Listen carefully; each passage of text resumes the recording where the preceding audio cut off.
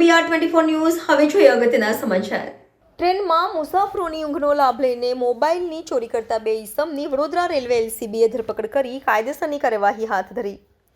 ટ્રેનમાં મુસાફરી કરતા પેસેન્જરોની ઊંઘનો લાભ ઉઠાવીને તેમના મોબાઈલ ફોનની ચોરી કરતા બે આરોપીની પશ્ચિમ રેલવેના લોકલ ક્રાઇમ બ્રાન્ચે ઝડપી પાડ્યા હતા અને લાખો રૂપિયાનો મુદ્દામાલ કબજે કર્યો હતો। વેસ્ટર્ન રેલવેના લોકલ ક્રાઇમ બ્રાન્ચના કર્મીઓ વડોદરા રેલવે સ્ટેશન વિસ્તારમાં પેટ્રોલિંગમાં હતા ત્યારે બે શકમંદ ઈસમોને ઝડપી પાડ્યા હતા, જેમાં એક ઈસમની અંગ ઝડપી કરતા તે હિતેશ પરમાર પાસેથી અલગ અલગ કંપનીના 12 મોબાઈલ ફોન, સોનાનું મંગળસૂત્ર સહિત કુલ રૂપિયા 1,18,000નો મુદ્દામાલ જપ્ત કર્યો હતો।